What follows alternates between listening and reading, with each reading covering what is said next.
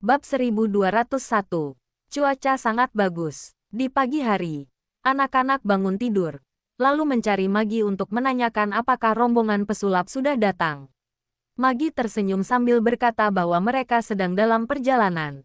Anak-anak sangat senang dan mereka menjelaskan tentang rombongan pesulap dengan jelas kepada Tracy saat sarapan.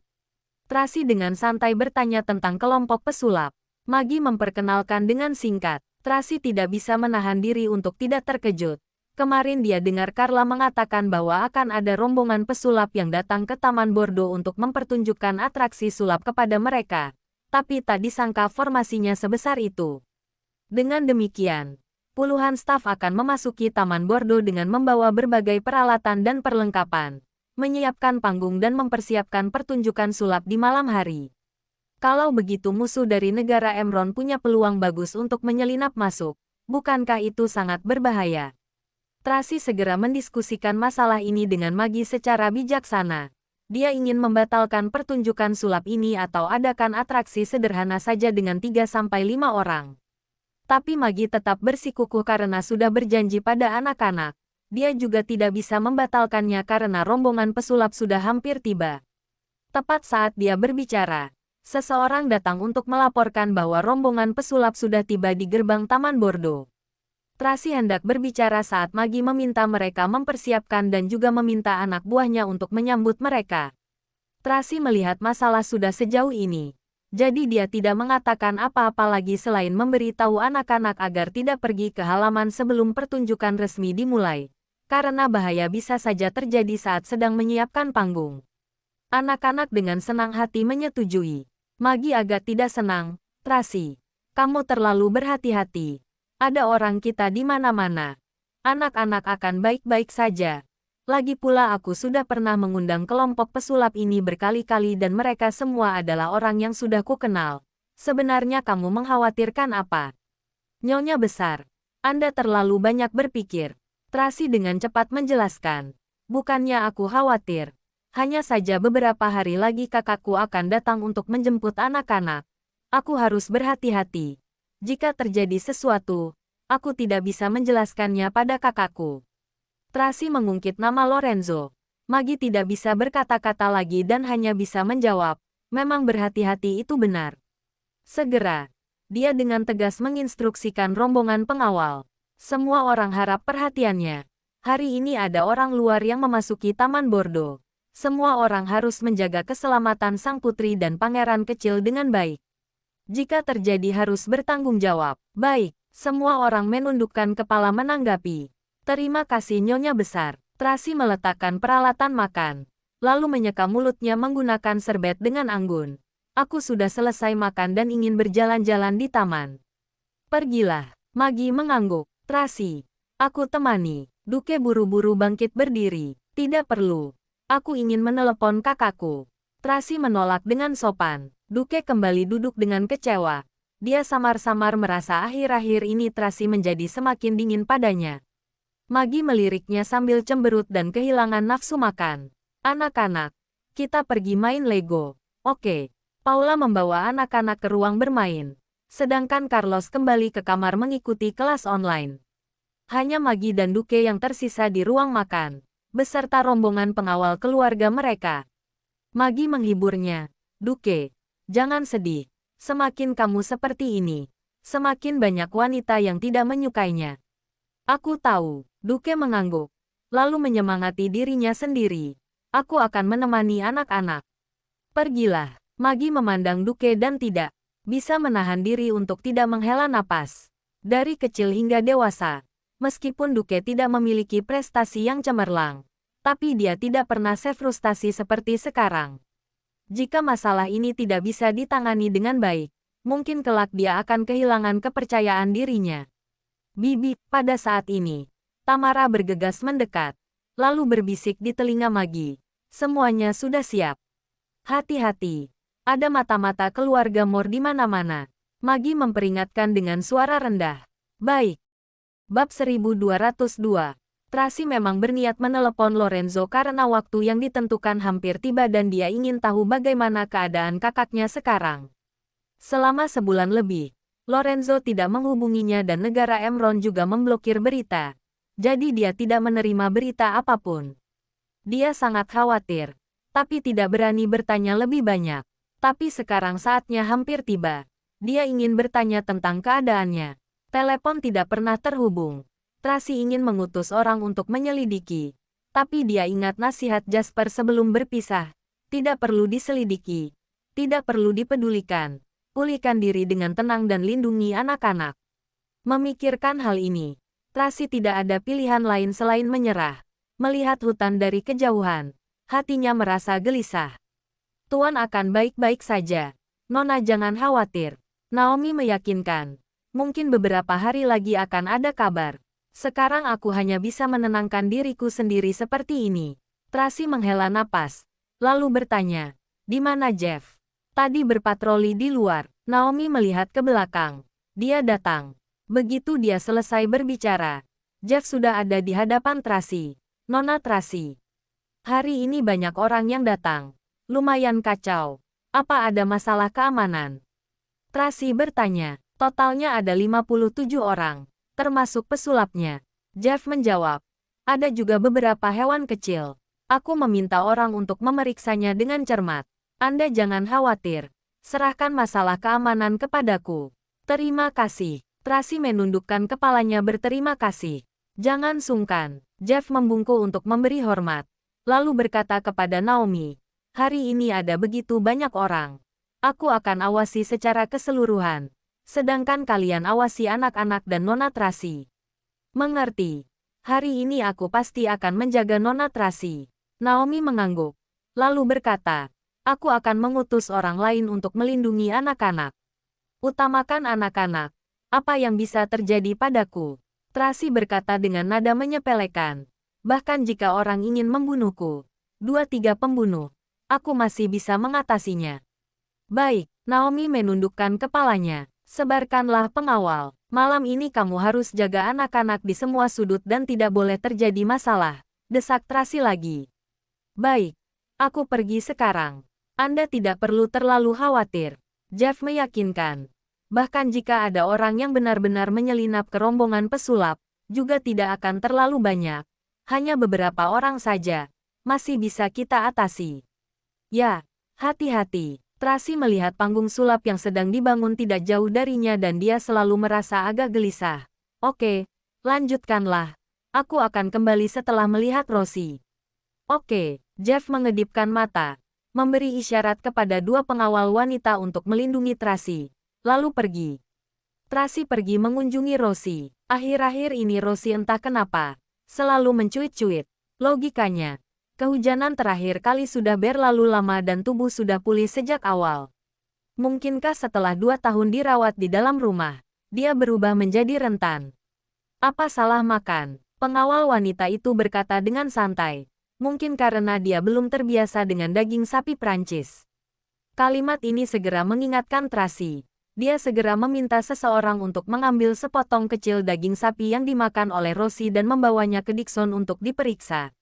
Dia khawatir seseorang sengaja membuat Rosie sakit. Setelah urusan ini selesai, Tracy kembali menemani anak-anak. Pada saat ini, Duke sedang bermain Lego dengan anak-anak di ruang bermain. Dia membangun sebuah pesawat ruang angkasa dan anak-anak bertepuk tangan sambil bersorak, "Paman Duke hebat." Duke tersenyum senang dan ingin terus bermain Lego dengan anak-anak, tapi mereka lelah bermain dan berkata mereka ingin belajar membuat dimsum. Duke agak bimbang. "Paman tidak bisa menemani kalian membuat dimsum, karena Paman juga tidak bisa membuatnya. Paman akan minta nenek untuk mengajari kalian." "Oke, oke." Anak-anak menjawab serempak. Duke mengantar anak-anak mencari Maggie, lalu berpapasan dengan Tracy. Dia tersenyum padanya dan pergi bersama anak-anak. Tracy memandang Duke yang sengaja mencoba untuk menjadi lebih tenang dan dia merasa sedikit bersalah. Tapi sekarang dia tidak mempedulikannya. Dia hanya ingin menghabiskan 2 hari ini dengan damai.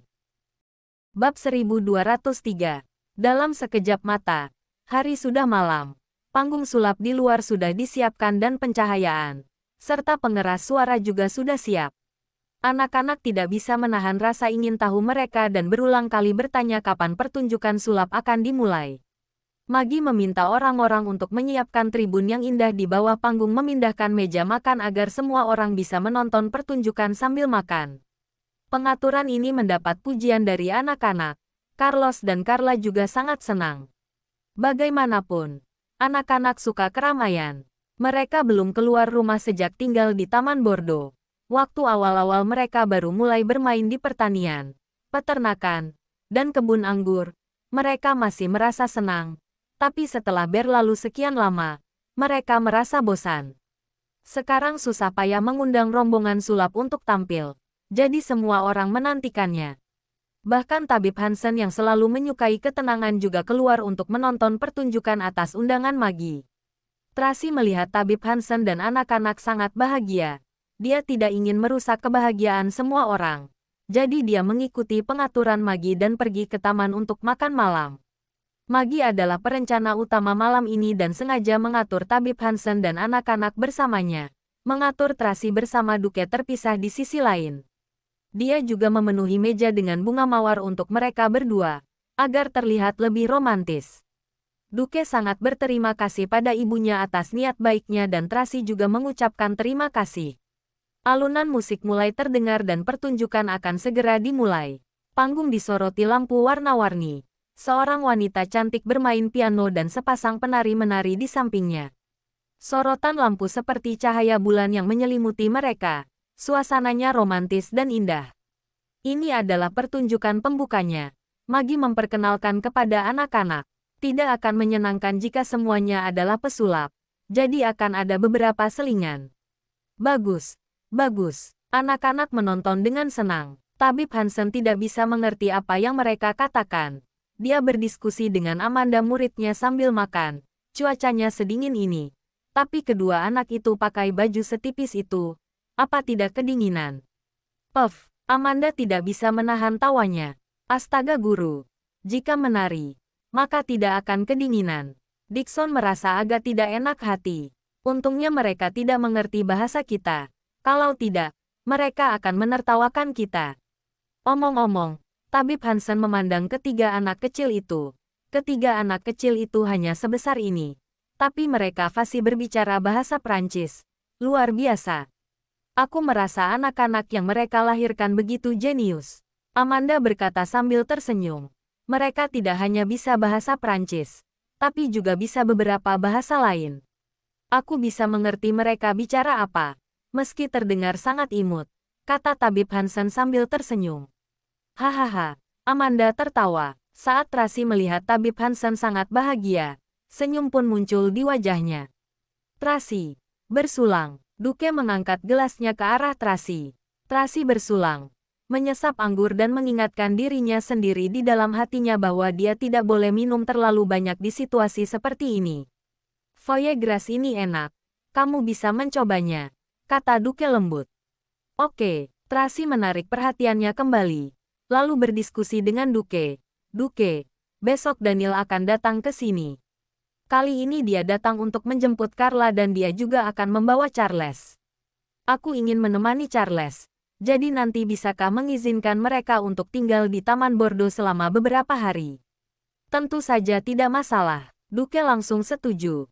Daniel juga teman baikku. Tentu saja aku akan mengizinkannya. Aku hampir lupa bahwa kalian berdua juga teman baik. Tracy tersenyum tipis. Daniel agak arogan. Entah apa dia bersedia tinggal atau tidak. Jika tidak, aku akan meminta Charles tinggal selama beberapa hari. Oke, aku akan mendengarkanmu. Duke mengangguk, lalu berkata dengan lembut, Tracy, apapun keputusan yang kamu buat, aku akan mendukungmu. Terima kasih. Tracy mengajak Duke bersulang. Duke sangat senang dan meminum anggur dari gelasnya. Magi sangat lega melihat mereka berdua mengobrol dan tertawa. Dia merasa semua yang dia lakukan berguna. Bab 1204. Setelah mereka berdua bersulang, wajah Tracy sedikit memerah. Duke menuangkan setengah gelas anggur lagi untuknya. Aku tidak boleh minum terlalu banyak malam ini. Tracy hendak mengundurkan diri. Tiba-tiba Magi datang untuk bersulang segelas anggur dengannya. Tracy buru-buru bangkit berdiri sambil mengangkat gelas anggur di tangannya. Nyonya besar, aku yang seharusnya mengajak Anda bersulang. Semuanya adalah keluarga. Jangan sungkan. Magi menghela napas sambil tersenyum. Aku tidak punya keinginan lain. Selain anak-anak tumbuh sehat dan bahagia, juga hubunganmu dengan Duke baik-baik saja. Mendengar kalimat ini, Tracy tidak bisa menahan perasaan malu. Bagaimanapun Magi benar-benar peduli dengan anak-anak. Lagi pula setiap kali dia mengatakan sesuatu, selalu mengutamakan anak-anak. Jadi meskipun Tracy merasa agak tidak senang, dia tetap memikirkan kebaikannya. Ayo, bersulang. Terima kasih ibu. Mereka bertiga meminum anggurnya. Magi menepuk bahu Tracy dengan penuh kasih sayang dan memperingatkan dengan simpati. Jangan minum terlalu banyak. Masih harus menonton pertunjukan. Oke. Nyonya besar. Tracy hendak duduk saat dia tidak sengaja menabrak meja. Duke buru-buru memapahnya dengan penuh perhatian. Tamara yang menunggu di samping. Melihat adegan ini, tatapannya menjadi rumit tak bisa diungkapkan dengan kata-kata.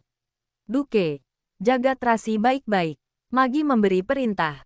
Aku temani anak-anak. Pergilah ibu. Mata Duke tertuju pada Tracy. Tracy, apa kamu ingin minum air? Oke, Tracy mengangguk. Duke segera meminta seseorang menuangkan air untuknya. Tamara membawa 2 gelas air mineral dan menyerahkan salah satunya kepada Tracy. Tunggu sebentar, Naomi berkata tiba-tiba. Berikan pada Duke Louis dulu. Dia juga haus. Wajah Tamara membeku. Naomi langsung mengambil air di tangannya, menyerahkannya kepada Duke Louis, lalu memberikan gelas satunya lagi kepada Tracy. Tamara mengerutkan kening pada Duke dan tampak ragu. Nona Tamara, kamu menghalangi Nona menonton pertunjukan. Naomi sengaja mengatakan sesuatu. Maaf, Tamara hanya bisa menundukkan kepalanya, lalu pergi. Duke tidak peduli tentang hal ini. Dia hanya mengambil air di depannya dan meminumnya. Sedangkan Tracy tidak meminum segelas air yang diberikan Tamara padanya, karena Naomi diam-diam membawa segelas air lagi dan menggantinya. Gerakan Naomi sangat cepat sehingga tidak ada yang menyadari. Saat Magi menoleh, dia melihat Tracy dan Duke minum air dan senyum ambigu muncul di bibirnya. Setelah beberapa pertunjukan pembuka ditampilkan, pesulap misterius akhirnya muncul. Anak-anak bersorak kegirangan dan ketiga anak mendekat untuk menonton. Perhatian Carlos dan Carla juga tertuju pada pesulap di atas panggung. Tracy, makanlah buah. Duke masih memperhatikan Tracy dengan sangat hati-hati. Terima kasih. Tracy mengambil buahnya. Entah kenapa anggur malam ini terasa lebih kuat. Dia hanya minum beberapa gelas dan sudah merasa sedikit mabuk.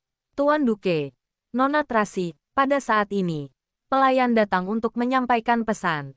Nyonya Besar Louis meminta kalian berdua untuk bersulang dengan Tabib Hansen. Oh, iya, hampir lupa. Duke dengan cepat mengambil gelas anggur dan memapah Tracy berdiri. Pelayan menuangkan setengah gelas anggur merah ke dalam gelas Tracy. Tracy mengikuti Duke untuk bersulang dengan Tabib Hansen. Malam ini Tabib Hansen sangat senang dan minum sedikit arak. Namun, araknya dibawa dari kota Bunaken, karena dia tidak terbiasa dengan anggur luar negeri. Tracy dan Duke datang untuk bersulang. Tabib Hansen. Tabib Hansen segera bangkit berdiri. Semuanya orang sendiri. Jangan sungkan. Sudah seharusnya. Tracy sangat berterima kasih kepada Tabib Hansen. Awalnya Anda ingin menghabiskan hari tua di gunung dan menjalani kehidupan seperti dewa. Tapi sekarang Anda ke sini demi aku.